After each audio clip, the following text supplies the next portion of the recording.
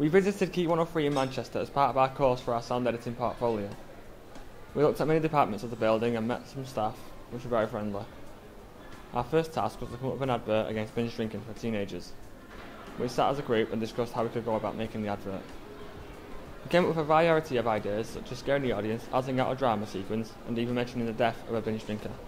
In the end, we went with a drama sequence. We had a bit of help from a member of staff and our teacher Ian.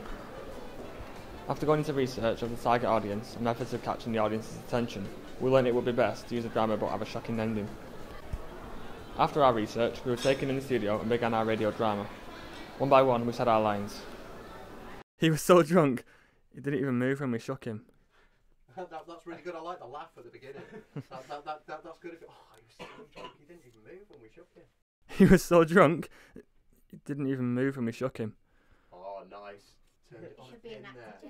That's cool. If we could just grab that once more, just slightly less contrast between the two parts of that. Yeah, sure. That's good. Cool.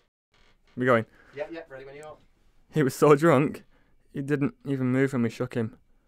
Cool, good stuff. Oh, you should be an actor. Cool, have you got another line? No, that's it. After that, it was pieced together later by a member of staff. The radio drama was overall a success, and we are pleased with it. Did you remember Dave at that party last week?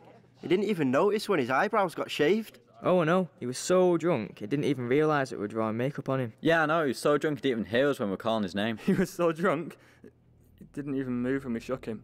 He was so drunk he didn't even wake up when the ambulance come. He was so drunk, he never woke up again. To find out more about excessive drinking in young people, go to talktofrank.com. Remember, anything can happen. We broke up for lunch and began contemplating ideas on our radio programme. I was paired with Anthony Kearns, and our topic was What's on TV Prime Time. Tonight on Prime Time BBC One, we'll start off with the news and you guessed it, the weather. We were given half an hour to prepare our lines. One thing we do remember is the advice of jotting down bullet points in case of any lines that were forgotten. This was very helpful with our programme, since Anthony and I had quite a lot to say. And at 7 o'clock, well, let's not go into that because it's yada yada yada. Well, the pick tonight, I guess, is, EastEnders, because tonight's episode features a new baby in the family when Heather's waters break. Oh, here we go again. Oh, yes, I heard in the staff room that you don't like soap operas. Why is that? They just bore me.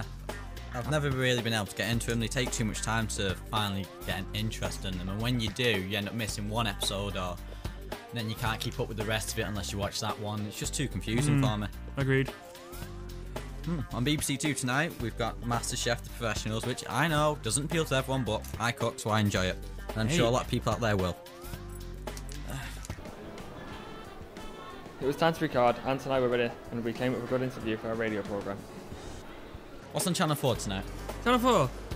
Okay, we have Hollyoaks, yet another soap opera, excuse me. And then we have Dispatchers, ready for a riot. Did you see that in Manchester? I was involved in it. Oh my, well, really? I was running through town with one of my friends, and we were trying to get to Affleck's, and do you know it, like it's near the tram stops near Piccadilly Station? Oh yeah? Well, I literally ran into this huge man wearing all black. Really? Then 10 minutes later, I saw him get tackled by 2 police officers, and they brought out the dogs. It was horrendous. Shocking. And something else that's shocking tonight is an 8-year-old wants to have a sex change. Now, why would you want to have a sex change at that age? You don't even know what you want in life yet. Yeah, I'd be surprised if he knows how to aim what he's got. Oh, okay. Yes, agreed, again.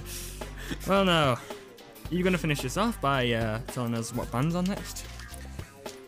Well, up next, I think, and I'm not entirely sure, but I think it's Pixie Lot with Boys and Girls. Thank you very much, everybody. After that, we were given more advice about the media industry and Key 103 itself. Overall, a very good day. Very much enjoyed it. A strong advantage of the visit was the experience we received, and it becomes useful for our future after education. It will look very good on our CV.